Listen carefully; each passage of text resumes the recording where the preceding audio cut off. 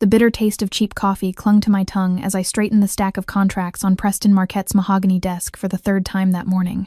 My fingers trembled slightly, not from the cold that seeped through the floor-to-ceiling windows of the 42nd floor, but from the exhaustion that had become my constant companion over the past 6 months.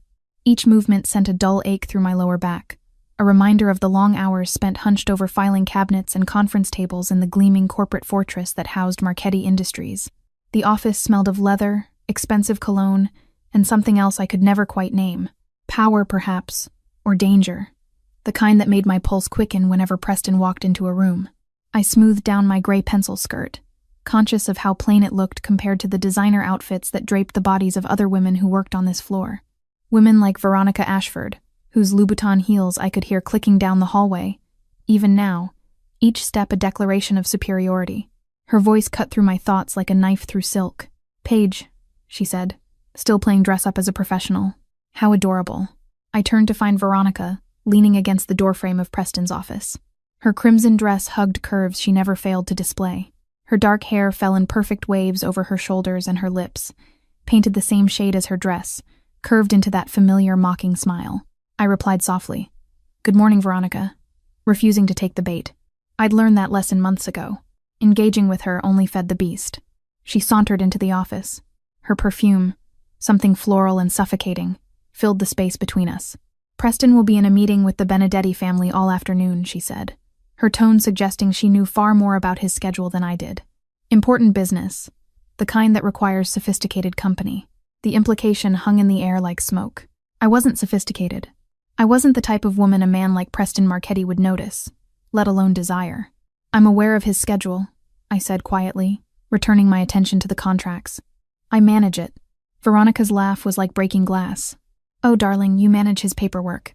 I manage so much more." She leaned closer, her voice dropping to a conspiratorial whisper. "Look at you, Paige. Really look at yourself. Those sensible shoes, that boring hair pulled back like some Victorian governess, that face completely bare of any effort to be attractive. Do you honestly think a man like Preston Marchetti, powerful, dangerous, devastatingly handsome, would ever look at you twice?" My throat tightened, but I forced myself to remain calm.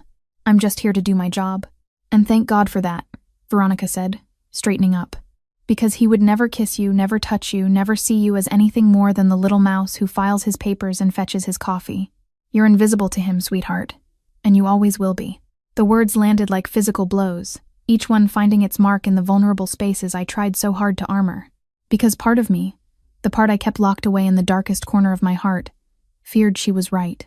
I'd been working as Preston's executive assistant for 6 months, ever since graduating from business school with honors and a mountain of debt. The job paid well, far better than anything else I'd been offered, but it came with a price. Preston Marchetti wasn't just the CEO of a legitimate import-export empire.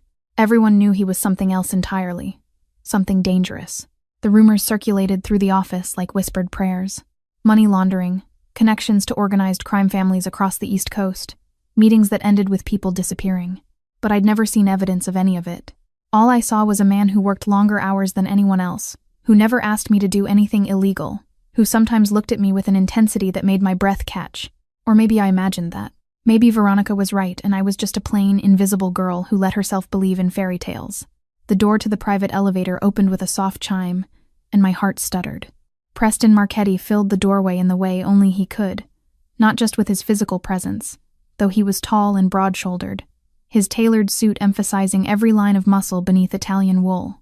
No, it was something more, an aura of absolute authority that made even the air seem to bend around him. His dark hair was swept back from a face that could have been carved from marble, all sharp angles and strong lines, with eyes so dark they appeared black in certain lights. At 35, he commanded empires, both legitimate and otherwise, and everyone in his orbit knew better than to cross him. "Veronica purred, Mr. Marchetti." Her whole demeanor transformed. She straightened, chest out, smile bright and inviting. I was just reviewing the Benedetti meeting details with Paige. Those dark eyes swept over Veronica with the kind of assessment one might give to a mildly irritating insect. "Were you?" It wasn't a question. His voice was a low rumble, the kind that seemed to vibrate through your chest. Then his gaze moved to me and something shifted. His expression softened almost imperceptibly, a change so subtle that anyone else might have missed it. But I'd spent months studying every micro-expression that crossed that face, learning to read the storm beneath the surface. "Miss Hayes," he nodded once. "The contracts. Ready for your signature, sir." I gestured to the neat stack on his desk, proud that my voice didn't shake. I've flagged the sections that require immediate attention and cross-referenced with the legal team's notes. Something flickered in his eyes. Approval, appreciation, efficient as always. He moved past Veronica as if she weren't there, his attention fixed on the documents. "Clear my schedule for the next hour. I need to review these without interruption." "Of course, sir." I pulled out my phone to send the necessary messages. "That includes you, Miss Ashford," Preston said, not looking up from the first contract. His tone was polite but final. Veronica's smile faltered. But I thought, "Now, please." Steel wrapped in velvet. I watched Veronica's face transform from seductive confidence to barely concealed fury in the space of a heartbeat. Her eyes met mine, and the message was clear. "This isn't over. Of course, Mr. Marchetti." She swept from the office, heels clicking an angry staccato against the marble floor.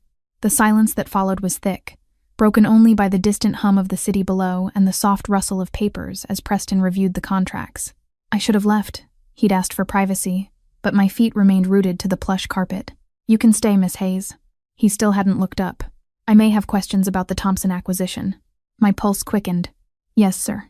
I moved to the chair across from his desk, settling into the buttery leather as he read. The afternoon light streaming through the windows cast shadows across his face, highlighting the sharp line of his jaw, the intensity of his concentration. My gaze traced the strong column of his throat where it disappeared into his crisp white collar, the way his long fingers held the papers with casual confidence. "Stop it," I told myself. Veronica's words echoed in my mind. "Look at you. He would never kiss you." "Your analysis of the Thompson financials was impressive," Preston said suddenly, his eyes lifting to meet mine. "The discrepancies you caught in their third-quarter reports, my legal team missed those entirely." Heat flooded my cheeks. I'm good with numbers." "You're better than good." He set down the contract, leaning back in his chair. For a moment, he simply looked at me, and I felt exposed under that penetrating gaze. "You graduated top of your class, turned down offers from Goldman Sachs and Morgan Stanley to work here. Why?" The question caught me off guard. In 6 months, he'd never asked me anything personal. The opportunity seemed unique. His lips curved into something that wasn't quite a smile. "You mean dangerous?" "I mean unique," I repeated, holding his gaze despite every instinct screaming at me to look away. Something sparked in those dark eyes. Interest, perhaps, or amusement. "Most people are afraid of me, Miss Hayes. You included, I suspect. But you show up every day, do exceptional work, and never once have you looked at me the way Veronica Ashford does." My mouth went dry. "And how does she look at you?" "Like I'm a prize to be won." He leaned forward, elbows on his desk. "You look at me like I'm a problem to be solved." I didn't know how to respond to that, so I said nothing. "The Benedetti meeting," Preston continued, mercifully changing the subject. "I'll need you there to take notes. It's been moved to the penthouse conference room. 7 p.m. "Of course, sir." "Should I?" "And Miss Hayes?" He caught my gaze again. "Don't let Veronica get to you. She doesn't know what she's talking about." The words were casual, almost throwaway, but they landed with unexpected weight, like he'd somehow heard every cruel thing she'd said. "I won't, sir," I managed. He nodded, returning to the contracts. "That will be all for now." I stood, smoothing my skirt, and turned toward the door. My hand was on the handle when his voice stopped me again. "Paige." My first name. He'd never used it before. I looked back. He was watching me with an expression I couldn't decipher, something complex and layered beneath that controlled exterior. "Thank you," he said quietly, "for the work you do. It doesn't go unnoticed." My heart hammered against my ribs. "Thank you, sir." As I returned to my desk in the outer office, I pressed my fingers to my burning cheeks, trying to steady my breathing. Through the glass walls, I could see Preston bent over the contracts again, utterly focused. And I wondered, not for the first time, but with a dangerous new hope, if maybe Veronica was wrong after all. The afternoon passed in a blur of emails, phone calls, and the constant low-grade anxiety that preceded any meeting with the Benedetti family. Everyone whispered about them. Old money, old power, the kind of connections that made even Preston tread carefully. At 6:30, I gathered my laptop and notepad, changed into the spare blazer I kept in my desk drawer, and touched up my lipstick. A rare concession to vanity that I immediately regretted. What was I doing? Trying to look pretty for a meeting with dangerous men? Trying to prove Veronica wrong?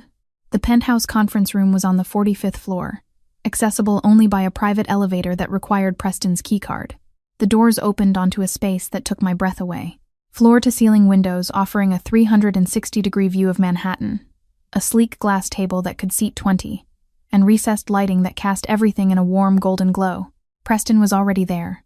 Jacket off, shirt sleeves rolled to his elbows in a way that should have looked casual, but somehow only emphasized his power. He turned as I entered, and for a moment, just a moment, his eyes traveled over me in a way that made my skin flush. "Miss Hayes." Back to formality. Set up at the far end. "You'll take minutes, but stay quiet unless I ask you a direct question. The Benedettis are traditional." "Understood, sir." I had just opened my laptop when the elevator chimed again. 3 men emerged, 2 obvious bodyguards flanking a silver-haired man in an immaculate charcoal suit. Luca Benedetti, patriarch of one of the oldest crime families in New York. But it was the woman behind them who made my stomach drop. Veronica. She swept into the conference room like she owned it, wearing a black cocktail dress that belonged at a gala, not a business meeting. Her eyes found mine immediately, and her smile was pure venom. "Mr. Benedetti," Preston said smoothly, extending his hand. "Thank you for coming, Preston." Benedetti's voice was cultured with just a trace of an Italian accent. "Always a pleasure. I hope you don't mind." Miss Ashford insisted on joining us. She mentioned she's been instrumental in facilitating our negotiations. I watched Preston's jaw tighten almost imperceptibly. Of course. Veronica claimed the seat directly across from Preston, positioning herself in his eye line. Throughout the meeting, she found ways to contribute, meaningful comments about shipping routes and customs protocols that I had to admit were genuinely helpful. But between each contribution, her eyes would flick to me with that same message. "See, this is where I belong, not you." The meeting dragged on for 2 hours. I took meticulous notes, staying silent as instructed, hyper-aware of every glance Veronica shot my way.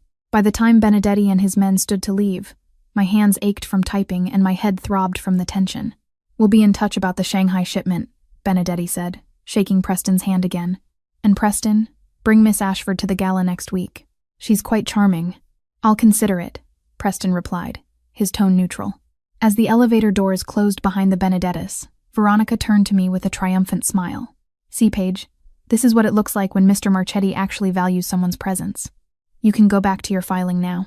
I gathered my laptop, refusing to give her the satisfaction of a response. "That's enough, Miss Ashford." Preston's voice cut through the room like a blade. Veronica's smile faltered. "I was just. You overstepped." He moved toward her with predatory grace. "I don't recall asking you to join this meeting. In fact, I specifically remember not asking you. Mr. Benedetti requested. Mr. Benedetti requested nothing. You inserted yourself, and while your contributions were adequate, your behavior toward my assistant is unacceptable." My assistant. The possessiveness in those 2 words sent a shiver down my spine. Veronica's face flushed. "I didn't leave." Preston's tone brooked no argument. "Now." For a moment, I thought she might refuse, but something in Preston's expression must have warned her against it. She gathered her things and stalked to the elevator, shooting me one last look that promised retribution. The moment the elevator doors closed, the tension in the room shifted. Preston turned to me and I found myself trapped in that dark gaze once more. "I apologize for her behavior," he said quietly. "You don't need to apologize for someone else, sir." "Don't I?" He moved closer, and suddenly the massive conference room felt very small. "You work for me. That makes your well-being my responsibility. My well-being. As if I were something precious, something worth protecting." "I can handle Veronica," I said, though we both knew it was a lie. "You shouldn't have to." He was standing just a few feet away now, close enough that I could smell his cologne, cedar, and bergamot, and see the faint shadow of stubble along his jaw. "She's wrong, you know." "About what?" My voice came out barely above a whisper. Preston's eyes held mine, and something unreadable flickered in their depths. "About everything she says to you, about who you are, about who I see when I look at you." My heart stopped, then started again. "Sir, the annual gala is this Friday," he interrupted, as if he hadn't just turned my world sideways. "All senior staff are required to attend. I expect you to be there." "Of course, sir." "Good." He stepped back, creating distance that felt both necessary and devastating. "That will be all for tonight, Miss Hayes. Go home. Rest." I nodded, not trusting my voice, and gathered my things. As I waited for the elevator, I felt his eyes on me. That same intense attention that made me feel seen in a way I'd never experienced before. The elevator doors opened, and I stepped inside. Just before they closed, I looked back one last time. Preston stood at the windows, hands in his pockets, silhouetted against the glittering city below. And maybe it was the angle, maybe it was the lighting, but I could have sworn he was smiling.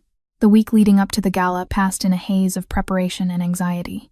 Preston had insisted through a message delivered by his personal shopper that I charge whatever I needed for the event to the company account. The gesture was kind, but it felt dangerously intimate, like he was dressing me himself. I'd settled on a simple emerald dress from Bloomingdale's, elegant but understated, with a modest neckline and sleeves that covered my arms. Looking at my reflection the evening of the gala, I hardly recognized myself. The girl in the mirror seemed poised, professional. Someone who might actually belong in Preston Marchette's world. But as I arrived at the Grand Meridian Hotel, where the gala was being held in the magnificent ballroom, all my carefully constructed confidence crumbled. The room was a sea of designer gowns and tuxedos, dripping with diamonds and old money. Crystal chandeliers cast prismatic light across marble floors, and a string quartet played softly in one corner while waiters circulated with champagne that probably cost more per glass than my monthly rent. I recognized faces from the office, from society pages, from the news. This wasn't just a corporate event. This was where power gathered, where deals were made in hushed conversations behind gloved hands. Paige. I turned to find Marcus Chen from accounting, one of the few people who'd always been kind to me. His smile was genuine as he approached with his wife, a tiny woman in a stunning red gown. "You look beautiful," he said warmly. "The green suits you." "Thank you." I managed a smile. "This is quite the event." "Preston doesn't do anything halfway," Marcus replied.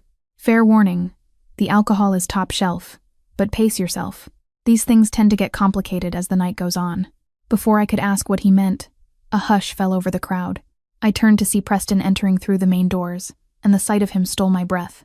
He wore a midnight blue tuxedo that looked like it had been designed specifically for his body, emphasizing his broad shoulders and lean frame. His hair was styled back, revealing the sharp lines of his face, and even from across the room I could feel the force of his presence. Women turned to watch him pass, and men straightened their spines, suddenly aware of the predator in their midst. At his side, her hand tucked possessively through his arm, was Veronica.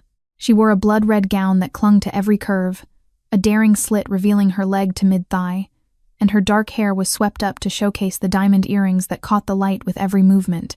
She looked like sin personified, and she knew it. My stomach twisted.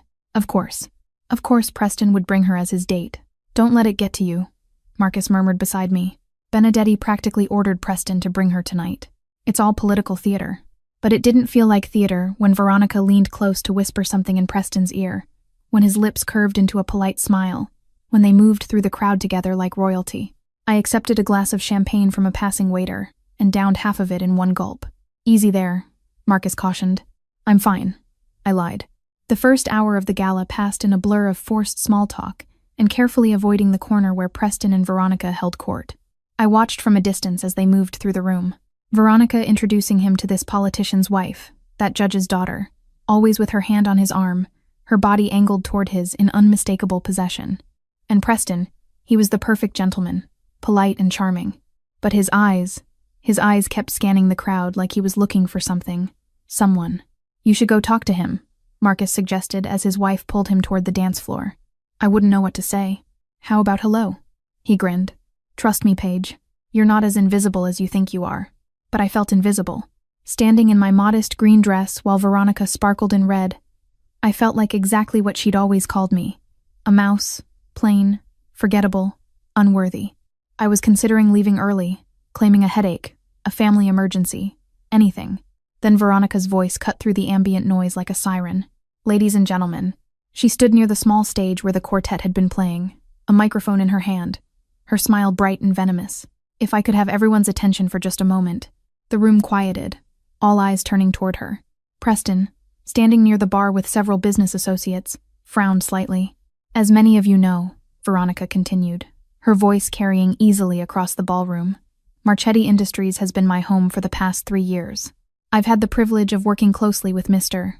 Marchetti on several high-profile projects, and I've come to admire not just his business acumen, but his," she paused, letting her eyes find his across the room, his many other qualities. Uncomfortable laughter rippled through the crowd. This wasn't a professional announcement. This was something else entirely. "So, I wanted to take this opportunity," Veronica said, to publicly thank those who make this company great. The secretaries who file our papers, the accountants who balance our books. Her gaze swept the room until it landed on me, and her smile sharpened, the assistants who fetch our coffee and believe they're indispensable. My face burned. Several people had followed her gaze, and were now looking at me with expressions ranging from pity to amusement. Some people, Veronica continued, her voice dripping with false sweetness, seem to think that doing a job competently entitles them to aspirations beyond their station. They look at men like Preston Marchetti and actually believe, can you imagine, that they might have a chance. The laughter was louder now. Cruel. My hands clenched around my champagne glass so tightly I thought it might shatter. Look at her, Veronica said, and now she was pointing directly at me, sweet mousy little page in her department store dress, clutching her glass like it's a life raft. Do you know what she does? She fantasizes. She daydreams. She actually thinks that's enough. Preston's voice cut through the ballroom like thunder. Enough. The room went silent. Every eye turned from Veronica to Preston, who was walking toward the stage with the kind of controlled fury that made people step back instinctively. Miss Ashford, he said, his tone deadly calm. I suggest you put down the microphone and leave now. Veronica's confidence faltered, but she recovered quickly. That same false smile plastered on her face. I was just having a bit of fun, Preston. Surely you can appreciate. I appreciate nothing about publicly humiliating my staff. He'd reached the stage now, and though his voice remained level, the threat beneath it was unmistakable. You have 30 seconds to remove yourself from this event before I have security do it for you. You can't be serious. Veronica's laugh was high and brittle. For hair. For that plain little nobody who... Preston plucked the microphone from her hand with one smooth motion and handed it to the stunned bandleader. Then he turned back to Veronica. And even from where I stood, I could see the ice in his eyes. 20 seconds. Veronica looked around the room, perhaps expecting support, perhaps expecting someone to laugh with her, but the crowd had gone completely silent. The only sound was the rustle of expensive fabric and the click of a woman's heels as she fled down a side hallway. Preston watched her go, then turned to address the crowd. I apologize for the disruption. Please continue enjoying your evening. The quartet started playing again, tentative at first, then with more confidence. Conversations resumed, though many were clearly about what had just happened. I stood frozen, champagne glass still clutched in my hand, my face burning with humiliation despite Preston's defense. I needed to leave now. I set down my glass on a nearby table and turned toward the exit. But a hand caught my wrist before I could take more than 3 steps. Where do you think you're going? Preston's voice was low, meant only for me. Home, I managed, not looking at him. I shouldn't have come. Veronica was right. I don't belong here. His grip on my wrist tightened slightly. Look at me, Paige. It wasn't a request. Slowly, I raised my eyes to meet his, and what I saw there made my breath catch. Not pity, not embarrassment. Anger, yes, but not directed at me. And something else, something that looked almost like possession. You belong wherever I say you belong, he said quietly, his thumb brushing across the inside of my wrist where my pulse hammered against my skin. And right now, I say you belong with me. Preston, dance with me. My eyes widened. What? Dance with me? He repeated, already pulling me toward the center of the ballroom where several couples were swaying to the music. Right now, in front of everyone. I don't think that's a good idea. But he wasn't asking. His arm slipped around my waist, drawing me close as his other hand captured mine. The music swelled, a slow, romantic melody that seemed designed for this exact moment. And then we were moving, and my world narrowed to the warmth of his hand on my waist, the strength of his body so close to mine, the way he looked at me like I was the only person in the room. You're shaking, he observed, his voice soft. I'm not a very good dancer. You're doing fine. His hand at my waist pressed slightly, guiding me through a turn. Better than fine. I could feel every eye in the ballroom on us. Could sense the whispers starting. The speculation. Preston Marchetti, the untouchable bachelor, the dangerous businessman who kept everyone at arm's length, was dancing with his assistant, the plain girl in the green dress. Ignore them, Preston murmured as if reading my thoughts. There's only one person's opinion that matters right now. Whose? Mine. His dark eyes held mine captive. And I think you look beautiful tonight. I think you're the most genuine person in this room full of snakes and social climbers. I think Veronica Ashford is a bitter, jealous woman who saw in you something she could never be. My throat tightened. What could she possibly see in me? Someone I actually notice. The words were simple, but the weight behind them was anything but. Someone who makes me want to be in my office every morning just to see her reorganizing my files with that little crease of concentration between her eyebrows. Someone who brings me coffee without being asked and remembers that I take it black with 1 sugar. Someone who isn't afraid to point out when I'm being unreasonable, but does it so diplomatically I barely notice I'm being managed. Each word landed like a physical touch, warming places inside me I'd thought were frozen. "I'm not special," I whispered. "You are to me." The music swelled and Preston pulled me closer, close enough that I could smell his cologne, feel the solid warmth of his chest against mine, sense the controlled strength in every line of his body. We moved together like we'd been doing this for years, like our bodies knew something our minds were still figuring out. "Preston," I began, unsure what I wanted to say. "I'm going to kiss you now," he said quietly, his voice dropping to that dangerous register that made heat pool in my stomach. "In front of all these people, in front of everyone who thinks you don't belong here. And I want you to let me." My heart stopped. Why? Because Veronica was wrong. His hand at my waist moved up to cut my face, his thumb brushing across my cheekbone. She said I would never kiss you, never touch you, never see you as anything more than the girl who files my papers. The music slowed, came to a stop, but we didn't stop moving, didn't stop looking at each other. "She was wrong about all of it," Preston murmured. "And I'm going to make sure everyone in this room knows it." Then his mouth was on mine. The kiss was nothing like I'd imagined, and I'd imagined it, God help me, more times than I could count. It was firm and possessive, claiming and giving at the same time. His hand cradled my face like I was something precious, while his arm around my waist pulled me flush against him, and I melted into it, into him. My hands found their way to his chest, where I could feel his heart racing as fast as mine. The ballroom erupted. Gasps, whispers, even a few scattered applause, but I barely heard any of it.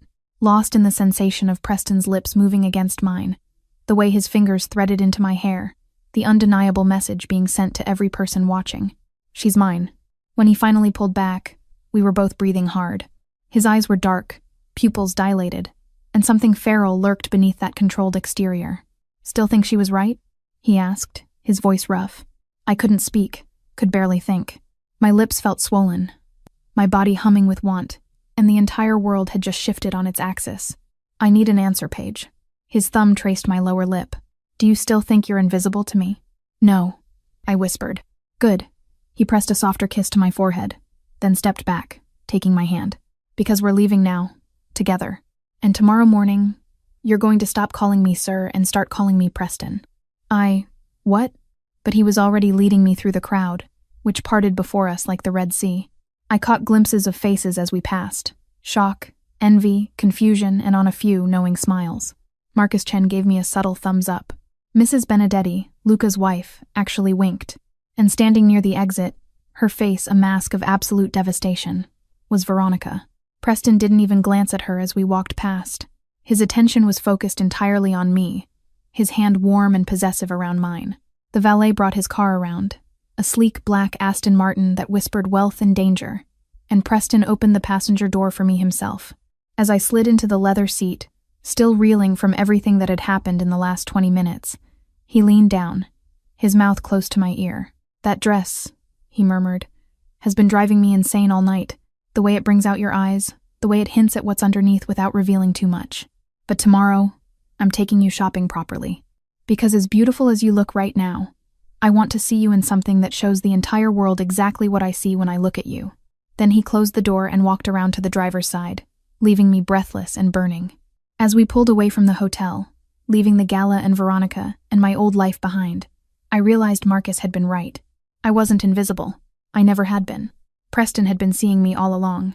The drive to Preston's penthouse should have been awkward. Two people who'd just publicly declared something neither of us had put into words, sitting in the close confines of an expensive car. But instead it felt inevitable, like every moment of the past 6 months had been leading to this. He drove with one hand on the wheel, the other resting on the console between us, so close to mine that I could feel the warmth radiating from his skin. The city lights streaked everything in watercolor blues and golds. "You're thinking too hard," Preston observed, his voice cutting through my spiraling thoughts. "I'm just processing." "Regretting?" "No."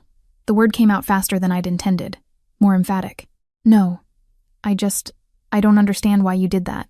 Why you kissed me in front of everyone." He was quiet for a moment, navigating through late-night traffic with the ease of someone who'd driven these streets 1,000 times. Veronica had been pushing boundaries for months, making inappropriate comments, undermining you, using her connections to position herself as indispensable to my business relationships. His jaw tightened. Tonight, she crossed a line. You could have just fired her. I'm going to. He glanced at me and something in his expression made my stomach flip. But that wouldn't have addressed the real issue, which is that I've wanted to kiss you since the day you walked into my office for your interview. His admission hung in the air between us, heavy with implication. You were wearing a navy suit that was slightly too big for you, and you had this serious expression like you were preparing for battle. When I asked you why you wanted to work for me, you looked me straight in the eye and said, "Because I'm not afraid of complicated situations, Mr. Marchetti." I remembered that interview, remembered the way his stare had made me feel like I was being examined under a microscope, how I'd forced myself to maintain eye contact even though every instinct screamed at me to look away. You had no idea who I really was, Preston continued, pulling into an underground parking garage. What I really do. But you weren't intimidated, weren't trying to impress me with false confidence.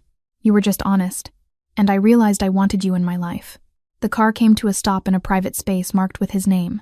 He killed the engine but didn't move to get out. I'm not a good man, Paige. His voice was low, almost a warning. I've done things that would horrify you.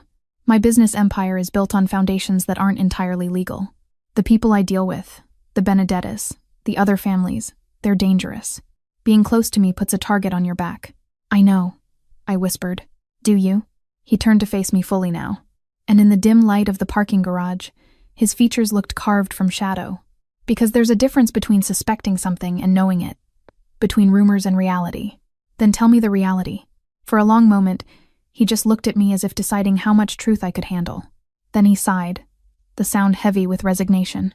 My family has been involved in organized crime for 4 generations. My great-grandfather came to America from Sicily, with nothing but connections to the old families. He built an empire, restaurants, importing, real estate, all legitimate on the surface. But underneath, he shook his head. Money laundering, protection rackets, strategic violence when necessary. My heart hammered, but I forced myself to stay still, to listen. My father tried to legitimize everything. Spent 30 years slowly transitioning the family business into something legal. But you can't wash away that much blood, can't erase that many debts and alliances. When he died and I inherited all of it. The legitimate holdings and the shadow empire. Is that what the Benedetti meetings are about? I asked. Partially. Luca Benedetti and my father were associates, not friends, but bound by mutual respect and profitable arrangements. I've been working to honor those agreements while simultaneously extracting myself from the more illegal aspects of the business. He ran a hand through his hair, disrupting the perfect styling. It's a tightrope walk. Move too fast and I insult people who don't take insults lightly. Move too slow, and I remain complicit in things I find unconscionable. What things? His eyes met mine, and I saw something raw there. Guilt, perhaps, or shame. Things I won't burden you with. Not tonight. But you're telling me this because if you're going to be in my life, truly in my life, you need to know what that means. You need to understand that the kiss tonight wasn't just about putting Veronica in her place. It was a declaration. Everyone at that gala now knows you're under my protection, which means you're also a target for anyone who wants to hurt me. The weight of his words settled over me like a heavy coat. This wasn't a fairy tale.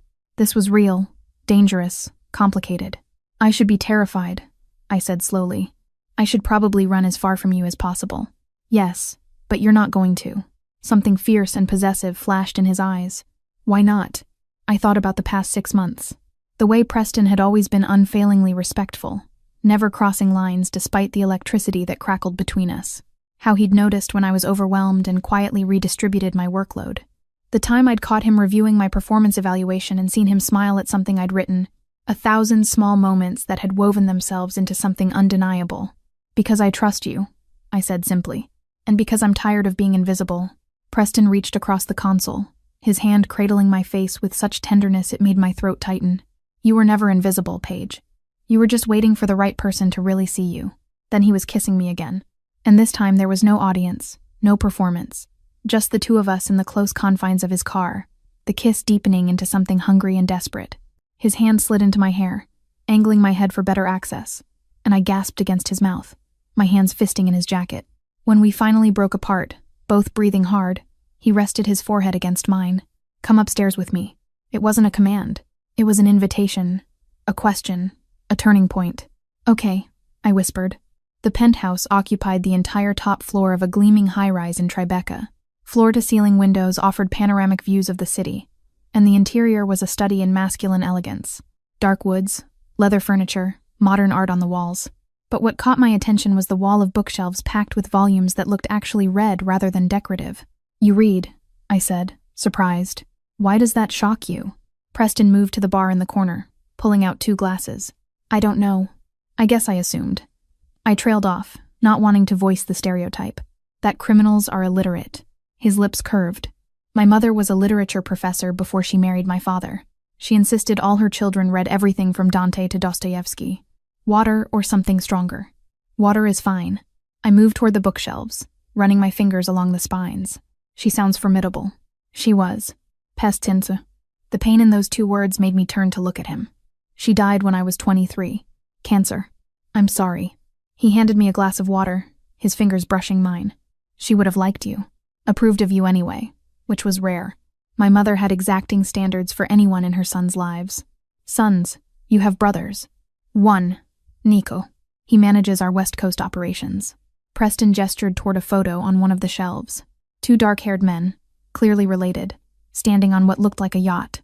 "He's younger, more hot-headed, has opinions about how I should run things. Does he know about me?" "Not yet, but he will." Preston set down his glass and moved closer, his presence filling my awareness. "Everyone will after tonight." The reality of what we'd done, what I'd agreed to, hit me again. Veronica is going to make my life hell. Veronica is going to be escorted from the building by security first thing Monday morning, and she'll sign a non-disclosure agreement that will bankrupt her if she breathes a word about anything she saw or heard while working for me. His voice was cold, businesslike. She'll also receive a severance package generous enough that she can't claim unfair termination. The problem of Veronica Ashford is solved.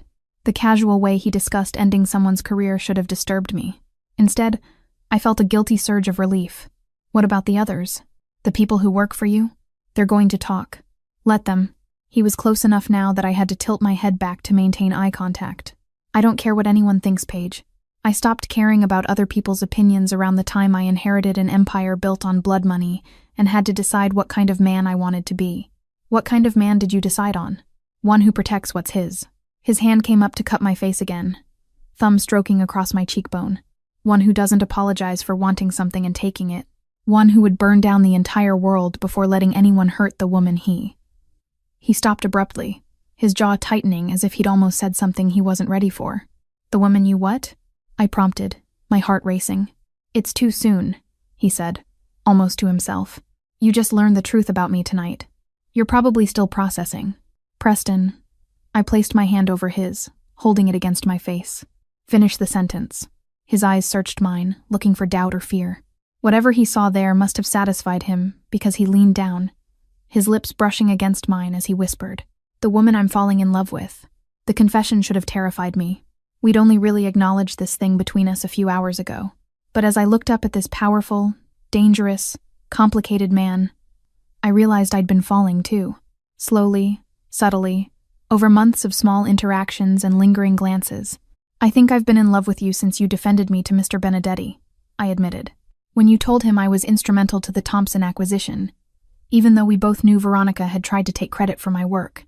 That was 3 months ago." "I know." A slow smile spread across his face, transforming him from dangerous businessman to something younger, more vulnerable. "We're both idiots then, because I've wanted you far longer than I should have. But I convinced myself it was wrong, that you were too good for this world, too pure for someone like me." "I'm not that good," I protested. "You are."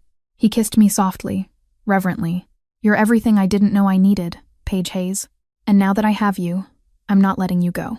The possessiveness in his words should have set off alarm bells, but instead they made me feel safe, wanted, cherished in a way I'd never experienced. "What happens now?" I asked as he led me to the couch, pulling me down beside him. "Now we figure out how to navigate this together." His arm came around my shoulders, tucking me against his side. "I'm not going to lie. It won't be easy. There will be people who don't approve, who think you're a gold digger or that I'm taking advantage of you. My world is dangerous, and being with me means accepting security measures you're not used to." "Security measures?" "A driver, bodyguards when you leave the building, a security system in your apartment that's connected to my team." He must have felt me tense because he added quickly, "Not surveillance, protection. There are people who might try to use you to get to me." The reality of what I was stepping into crystallized. This wasn't just a relationship. It was a life change. Everything would be different now. I'll need time to process all of this, I said honestly. Of course. He pressed a kiss to the top of my head. But you should know I'm not a patient man when it comes to things I want. And I want you, Paige. In my life, in my bed, by my side. I want to wake up to you and fall asleep holding you. I want to show you off to the world and watch everyone realize what I've known for months, that you're extraordinary. His words wrapped around me like warmth, melting defenses I'd spent years building. I'm not extraordinary. I'm just, don't. He tilted my chin up, forcing me to meet his eyes. Don't diminish yourself. Not with me. Veronica spent months trying to convince you that you were less than, plain, forgettable, unworthy. But she was wrong, and I'm going to spend however long it takes proving it to you. Tears pricked at my eyes and I blinked them back. Why me? Really? You could have anyone. Models, socialites, women who understand your world. I don't want women who understand my world. I want the woman who looked at me like I was a problem, to be solved rather than a prize to be won. I want someone who stays late organizing files because she cares about doing the job well, not to impress me. I want you, Paige, exactly as you are. The sincerity in his voice undid me. I leaned up and kissed him, pouring everything I couldn't say into it. Gratitude, desire, the tentative beginning of love. He responded immediately, his arms tightening around me, the kiss deepening into something claiming. When we finally broke apart, both breathless, he rested his forehead against mine. Stay tonight. Not for anything more than sleep. I'm not going to rush you. But stay. Let me hold you. It was the vulnerability beneath the request that decided me. Okay. He showed me to his bedroom, a massive space dominated by a king-sized bed and more windows overlooking the glittering city. He lent me one of his shirts to sleep in, and when I emerged from the bathroom wearing it, the look on his face was almost reverent. You're stunning, he said simply. We lay together in the darkness, my head on his chest, his arms wrapped securely around me. Through the windows, I could see the city that never slept. A million lights, representing a million lives. All of them existing in a different world from the one I'd just entered. Preston, I whispered. Thank you for tonight. For defending me. For seeing me. His arms tightened. Always, Paige. I'll always see you. As I drifted towards sleep, safe in the arms of a dangerous man who'd somehow become my sanctuary, I thought about Veronica's cruel words. Look at you. He would never kiss you. She'd been so wrong. And tomorrow, when the sun rose on this new reality, I'd begin learning just how wrong. Sunlight streaming through floor-to-ceiling windows woke me, and for a disoriented moment, I didn't recognize where I was. Then I felt the warmth of Preston's body beside me, his arm draped possessively across my waist, and the memories of the previous night came flooding back. The gala, Veronica's public humiliation, Preston's kiss in front of everyone. I'm falling in love with you. I turned carefully, not wanting to wake him, and studied his face in the morning light. Asleep, he looked younger, less guarded. His dark lashes rested against his cheeks, and his lips, the ones that had claimed mine so thoroughly, were slightly parted. There was a vulnerability in his sleep that he'd never show the world. I can feel you staring. His voice was rough with sleep, but his eyes remained closed. Heat flooded my cheeks. I wasn't. You were. Now his eyes opened, dark and warm with amusement. And I like it. Good morning, Paige. The intimacy of waking up beside him, of hearing his morning voice, made my stomach flutter. Good morning. He pulled me closer, nuzzling into my neck. Did you sleep well? Better than I have in months, actually. Good. He pressed a kiss to my shoulder. Because you're never sleeping anywhere else from now on. The casual assumption should have bothered me, but instead it sent a thrill through me. That's very presumptuous, Mr. Marchetti. Preston, he corrected, his hand sliding up my side in a way that made me shiver. And yes, it is. But I meant what I said last night. I want you here with me. I have an apartment, a lease, which will break, or keep and use for storage. I don't care. He propped himself up on one elbow, looking down at me. I'm not letting you go back to that neighborhood, Paige. It's not safe, especially not now that you're publicly connected to me. The reminder of reality intruded on our private bubble. About that, what happens on Monday at the office? Preston's expression grew serious. Monday, Veronica will be gone by the time you arrive. HR will make an announcement about her departure. Personal reasons, they'll say. You'll continue as my assistant, but we'll need to discuss boundaries. Boundaries? Professional ones. He traced a finger along my jawline. I won't be able to keep my hands off you at home, but at the office, We'll need to maintain some semblance of propriety, at least initially. So, we're pretending this isn't happening. No, everyone knows now. But there's a difference between people knowing and rubbing it in their faces every day. We need to give the gossip time to die down. Establish a new normal. I nodded, understanding the logic, even if I wasn't entirely comfortable with it. And outside the office?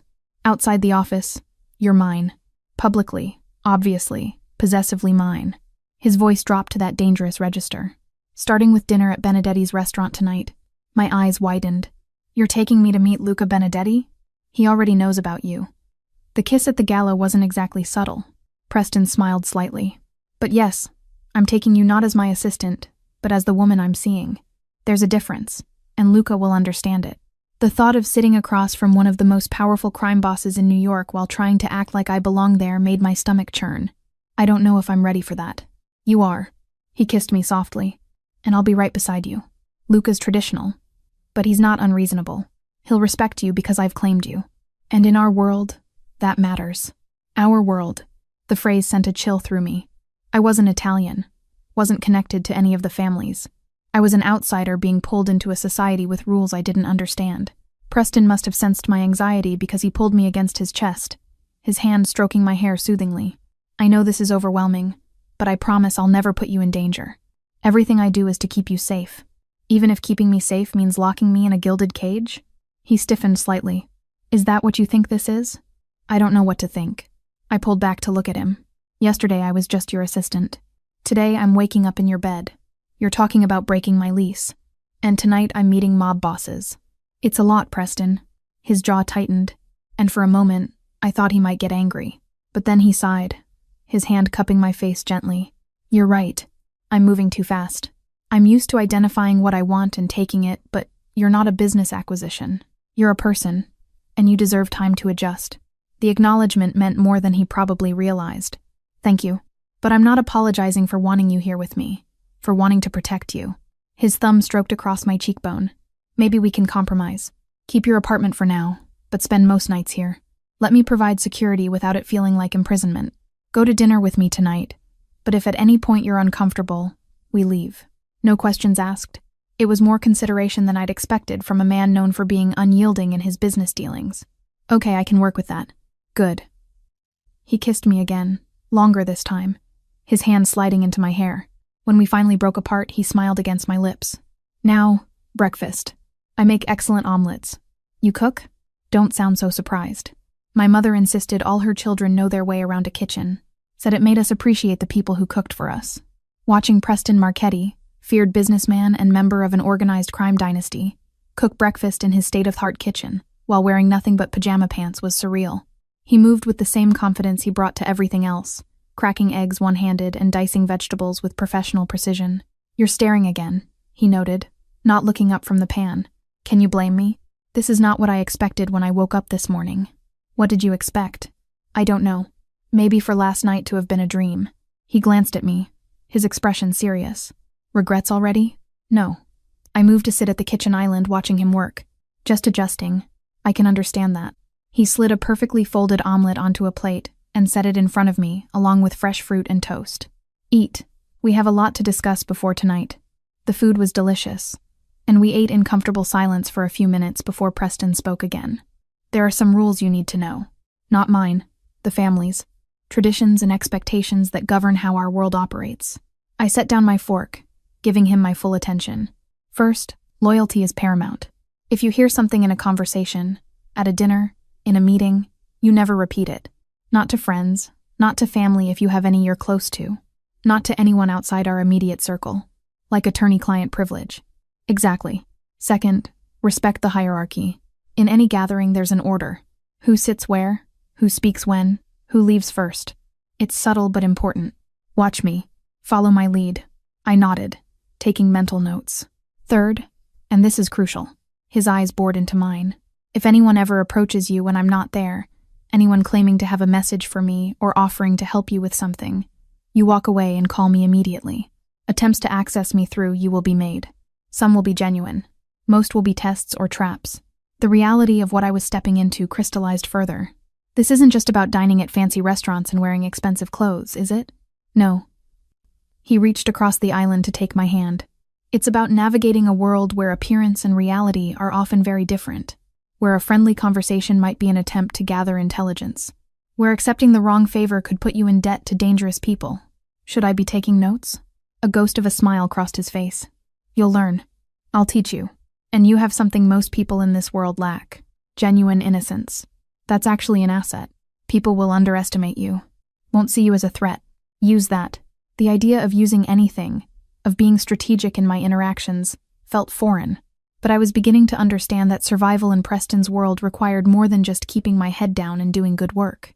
What about Veronica? I asked. Is she going to be a problem? Preston's expression hardened. She's been dealt with.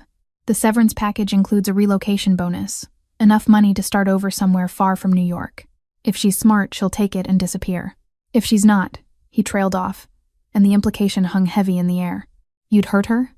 I'd ensure she understood the consequences of making herself a problem. He squeezed my hand. But it won't come to that. Veronica is vindictive, but she's not stupid. She knows better than to come after someone under my protection. Under my protection. The phrase kept recurring, and I was beginning to understand what it truly meant in this context. Not just physical safety, but a declaration of possession that made me untouchable to Preston's enemies and allies alike. Tell me about Luca Benedetti, I said, wanting to be as prepared as possible for tonight. What should I expect?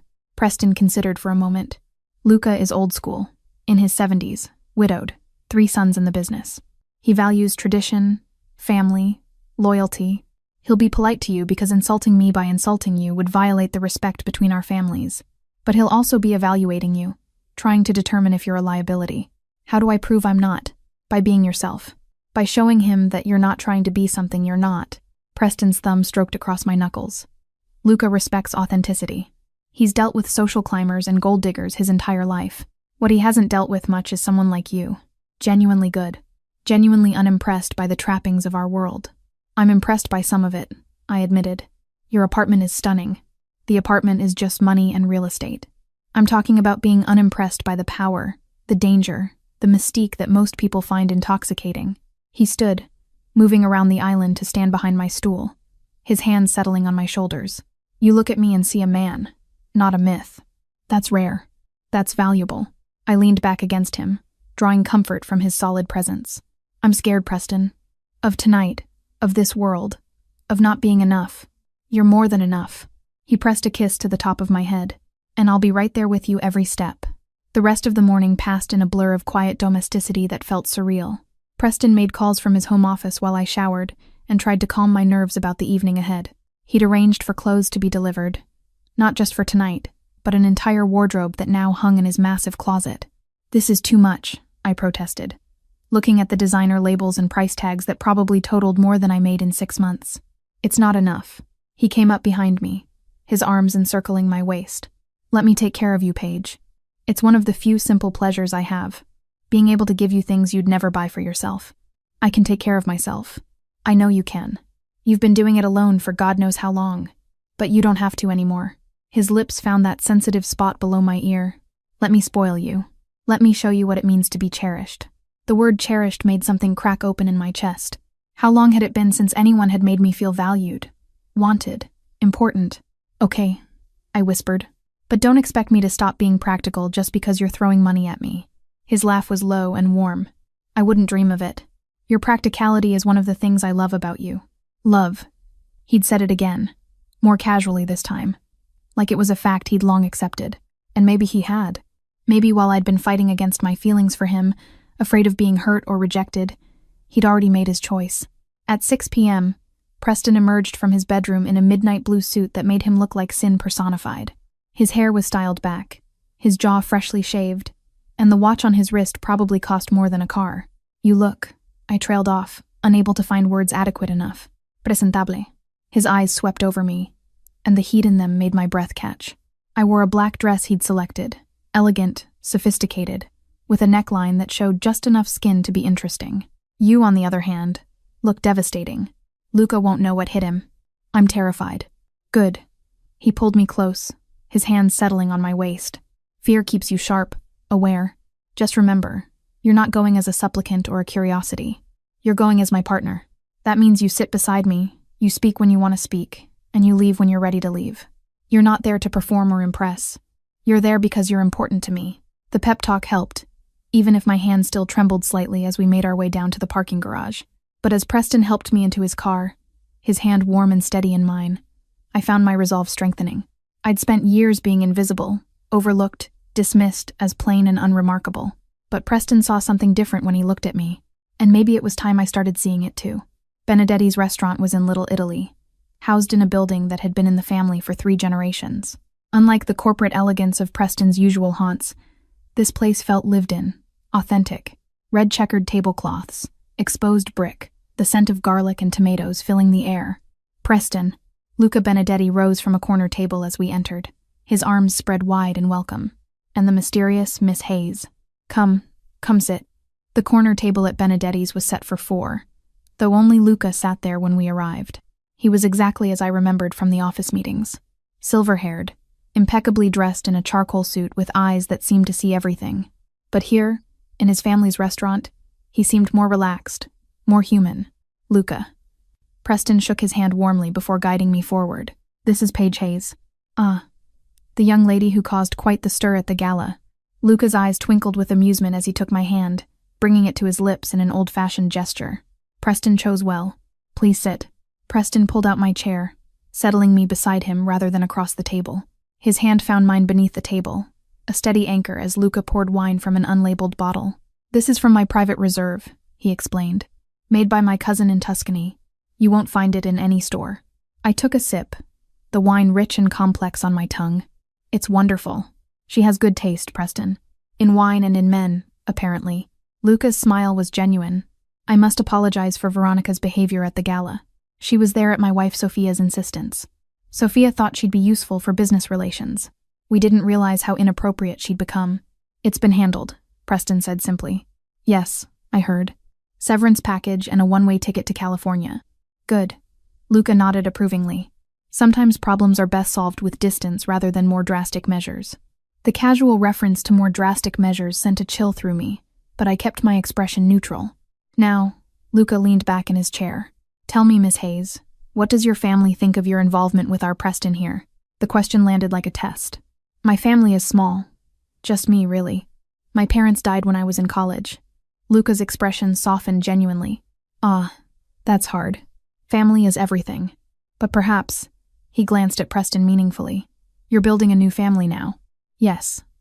Before I could respond, a young man approached the table. Early 20s, dark-haired with Luca's eyes, but a harder edge to his features. Papa, he nodded to his father, then to Preston. Marchetti. His gaze slid to me, assessing. And this must be the famous assistant. Marco. Luca's voice carried a note of warning. Mind your manners. This is Miss Paige Hayes, Preston's companion. The deliberate emphasis on companion rather than assistant wasn't lost on any of us. Marco's expression shifted, recognition of what that meant dawning in his eyes. My apologies, Miss Hayes. He extended his hand. Marco Benedetti. I handle the family's shipping operations. Nice to meet you, I said, shaking his hand. His grip was firm, professional, but his eyes remained cautious. Sit, Luca commanded. We're here for family dinner, not business. As if on cue, waiters began bringing food. Antipasti, pasta, braised meats, vegetables roasted in olive oil. Everything was served family style, meant to be shared. Luca insisted on serving me himself, heaping my plate with more food than I could possibly eat. You're too thin, he declared. Preston, you're not feeding her enough. I'm feeding her fine, Preston replied, amusement in his voice. She's just naturally delicate. Delicate, Luca laughed. But with spine, I think. You stood up to Veronica, yes? Even before Preston intervened. I felt all eyes on me. I tried to ignore her mostly. Engaging just made it worse. Smart, Marco nodded with approval. Veronica was always a problem. Too ambitious. Too willing to trade on connections she didn't really have. The conversation flowed around me, touching on business matters in vague terms that probably meant more than they appeared. Preston's hand never left mine under the table. A constant reminder that I wasn't alone in this. Tell me, Luca said, his attention returning to me. What do you think of our Preston's business practices? You manage his schedule. You see how he operates. Another test. I chose my words carefully. I think Preston is trying to build something legitimate, something his children could be proud of. The table went quiet. Preston's hand tightened on mine. Luca studied me for a long moment, then smiled, a real smile reaching his eyes. You see clearly, Miss Hayes. Not many do. They see the surface, the money, the power, the connections. But you see the man beneath, what he's trying to become. That's a gift. It's not that special, I deflected. No, Luca leaned forward. Let me tell you something about our world, Miss Hayes. Most people in it see only what benefits them. They look at Preston and see opportunity. Money to be made, connections to be exploited, power to be borrowed. Very few look at him and see a man trying to do better than his father, better than his grandfather. Sophia, she saw it in me once, made me want to be worthy of that faith. The mention of his late wife brought a shadow across Luca's face. Preston had told me she'd died 2 years ago from cancer, that Luca had never really recovered. She sounds like she was an incredible woman, I said softly. She was. Luca's voice was rough with emotion. 35 years we had. Not enough. Never enough. He raised his glass. To the women who make us better men. May we be worthy of them. We all raised our glasses, and I caught Preston looking at me with such intensity it stole my breath. The dinner continued with lighter conversation. Stories of Preston's father, of Luca's early days in the business, of the changing landscape of their world.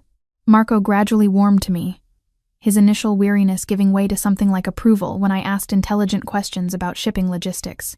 You're not what I expected, he admitted over dessert, a tiramisu that melted on the tongue. When Papa said Preston was bringing his assistant, I thought. He trailed off, clearly thinking better of finishing that sentence. You thought I'd be another Veronica, I finished for him. Someone using Preston for his connections. Something like that. He had the grace to look embarrassed. But you're different. You actually listen when people talk. You ask real questions, not the kind designed to flatter or manipulate. Because I genuinely want to understand, I replied. This world is new to me. I'm not going to pretend I know how it works. That honesty will serve you well, Luca interjected. Or get you in trouble. Depends on who you're honest with. He looked at Preston. You'll protect her. Teach her what she needs to know. With my life, Preston said simply. Something passed between the two men, an understanding that went deeper than words. Luca nodded once, satisfied. Then she's family now. Marco, spread the word. Miss Hayes is under Benedetti protection, same as Marchetti. My eyes widened. I don't understand. It means, Preston explained quietly, that hurting you is the same as hurting me or Luca. It expands your protection beyond just my influence to include Benedetti resources. That's a lot, I managed. That's how we survive, Luca said matter-of-factly, by protecting our own. And you, Miss Hayes, are one of ours now, whether you like it or not. As we left the restaurant hours later, my head spinning with wine and information, Preston pulled me close. That went better than I expected, he murmured. Luca giving me family protection. That's a big deal, isn't it? It's everything. Preston opened the car door for me. It means you're truly safe, not just from my enemies, but from anyone who might think of you as leverage. Should I be flattered or terrified? Both. He slid into the driver's seat beside me, but mostly grateful. Luca doesn't extend that protection lightly. He genuinely likes you, Paige. Sees you as good for me. Am I good for you? Preston's hand found my face, cradling it gently. You're the best thing that's happened to me in years. You make me want to be the man you see when you look at me. I just see you, I whispered. Preston, not the business, not the danger, just you. He kissed me then, deep and claiming, and I melted into it, into him. When we finally broke apart, he rested his forehead against mine. Come home with me. Stay. I didn't bring clothes for work tomorrow. We'll stop by your apartment, get what you need, or buy new. I don't care. I just want you with me. The possessiveness should have bothered me. Instead, it made me feel valued, wanted in a way I'd never experienced. Okay. We stopped by my tiny studio, Preston's eyes widening slightly at just how small and bare it was, and I grabbed enough clothes for a few days. As I looked around at my modest possessions, I felt the last threads of my old life beginning to fray. You don't have to give this up completely, Preston said, reading my expression. Keep it if it makes you feel secure. But we both knew the truth. I was already gone from this life, pulled into Preston's orbit with a force I couldn't resist. Back at his penthouse, we fell into bed together. And this time, when he pulled me against his chest, it felt less like a new experience and more like coming home. Tell me something I don't know about you, Preston murmured into the darkness. Like what? Anything. Something real. I thought for a moment. When my parents died, I spent a year barely functioning. Failed most of my classes. Almost dropped out. My advisor, Professor Harrion, she's the one who pulled me through. told me I was too smart to let grief destroy me. Preston's arms tightened around me. I'm sorry you went through that alone. I'm not alone anymore. No, he agreed. You're not. We drifted towards sleep, wrapped in each other. And for the first time since my parents died, I felt like I belonged somewhere, to someone. But in the morning, reality would intrude again. The office, the gossip, the careful navigation of our new public relationship. I pushed those worries aside, choosing instead to savor this moment of peace. Tomorrow, we'd face whatever came together. Monday morning arrived with the weight of inevitability. I woke tangled in Preston's arms, the city already alive beyond the windows, and felt the first flutter of anxiety about walking into the office as something other than just his assistant. Stop thinking so loud, Preston mumbled against my shoulder. I can hear your brain spinning from here. I'm just nervous about today. He propped himself up on one elbow, looking down at me with sleep-mussed hair and soft eyes. HR sent the announcement about Veronica's departure yesterday afternoon. By now, everyone knows she's gone. They also know why. Because she publicly humiliated your girlfriend. Because she violated company policy regarding professional conduct and harassment. His hand traced lazy patterns on my arm. The kiss at the gala is just confirmation of what's probably been suspected for months. We weren't as subtle as we thought, Paige. I blinked. What do you mean? I mean that the way I looked at you, the way I made sure you were never assigned to degrading tasks, how I always asked for you specifically for important meetings. People noticed. The only one who didn't seem to notice was you. The revelation shifted my understanding of the past 6 months. All those times I'd convinced myself I was imagining the tension between us.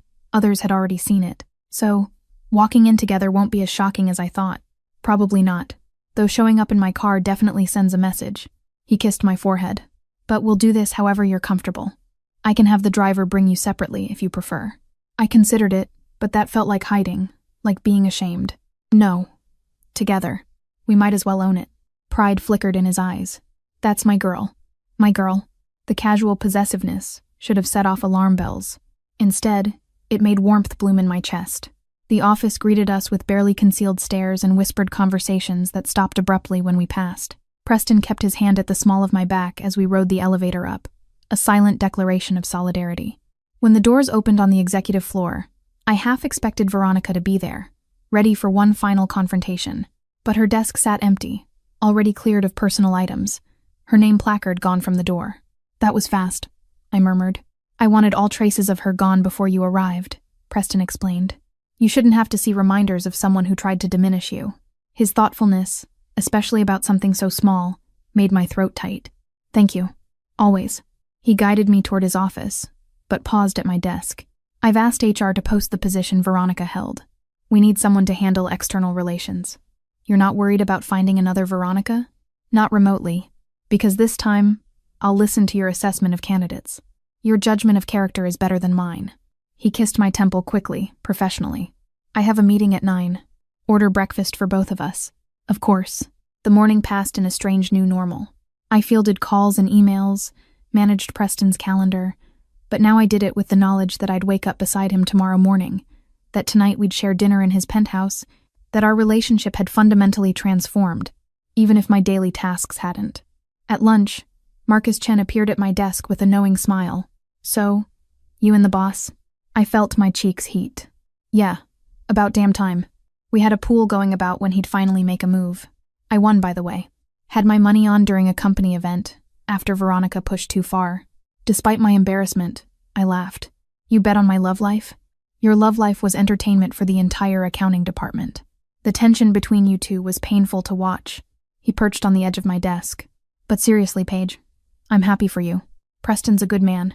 Despite the rumors and the family history, he deserves someone genuine. Thank you, Marcus. That means a lot. Just be careful, okay? This world he's part of, it's dangerous. Make sure you know what you're getting into. I thought about dinner with Luca Benedetti, about the casual references to violence, about the protection that now extended over me like an invisible shield. I'm learning. The afternoon brought its first real test of our new dynamic. A client, some hedge fund manager Preston had been courting for months, made a comment during a video call that made my skin crawl. Marchetti, I see you've upgraded your office decoration. Much better view than before. Preston's expression went cold. Excuse me? Your assistant.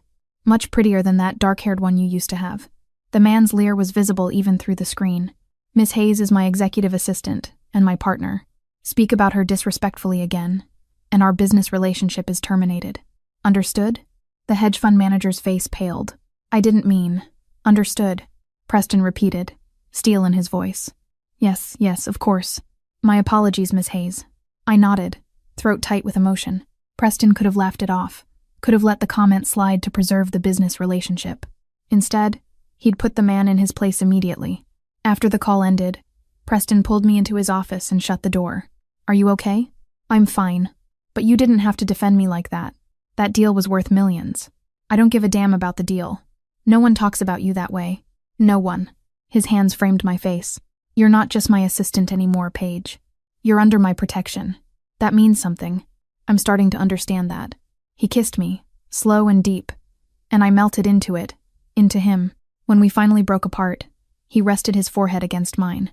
Tonight, I want to take you somewhere. Where? You'll see. Trust me. Yes. The answer came without hesitation, and I realized it was true. Somewhere along the way, I'd started trusting this dangerous, complicated man with everything I had. That evening, Preston drove us to a neighborhood I didn't recognize. Older buildings, tree-lined streets, surprisingly quiet given how close we were to downtown. He parked in front of a beautiful brownstone with ivy climbing its walls. What is this place? I asked. Mine.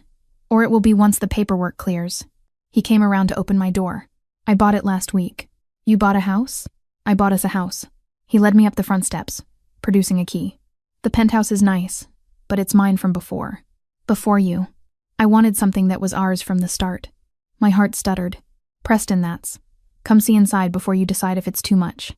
He opened the door, revealing a spacious foyer with original hardwood floors and a staircase that curved gracefully to the second floor. The house was empty, but beautiful. High ceilings, crown molding, large windows that let in golden afternoon light.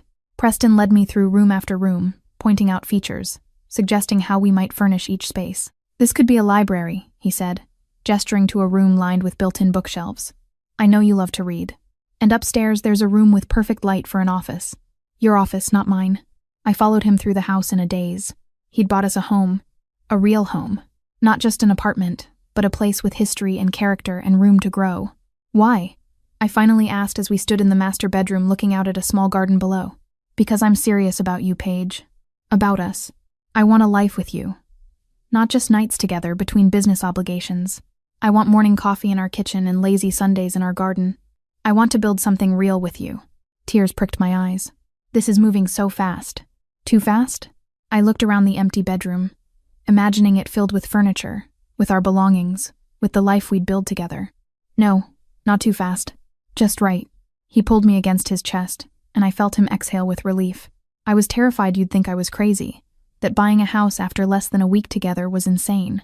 It probably is insane, I admitted, but I don't care. We spent an hour wandering through the house, planning and dreaming. Preston pointed out where he wanted to put a piano. I'll learn for you. And I suggested converting the basement into a wine cellar, since apparently we're going to be entertaining mob bosses regularly. As the sun set, painting the rooms in shades of gold and amber, Preston pulled me close in what would be our living room. I love you, he said simply. I should have said it more clearly before.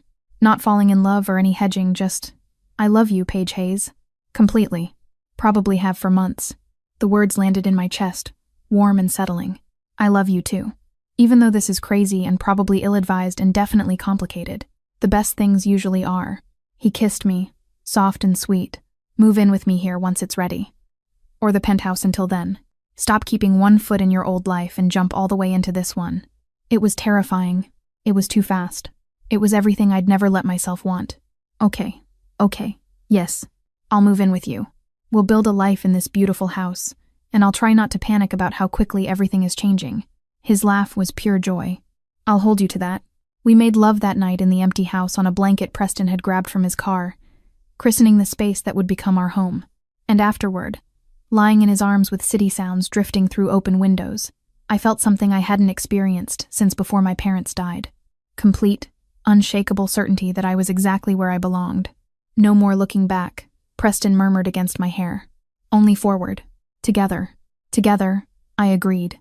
And somewhere in the city, Veronica Ashford boarded a plane to California, leaving behind the life she'd tried to build, leaving behind the man she'd wanted, but could never have because she'd never understood what he actually valued. Not power, or beauty, or connections, just genuine human connection. Love, trust, all the things she'd mocked me for, being plain, honest, unglamorous, had turned out to be exactly what Preston wanted, what he'd been searching for without knowing it. "Look at you," she'd said cruelly. "He would never kiss you." But she'd been wrong. So devastatingly, completely wrong. Preston had kissed me, claimed me, loved me, and in doing so, he'd shown me that I'd never been invisible at all. I'd just been waiting for someone who knew how to really see.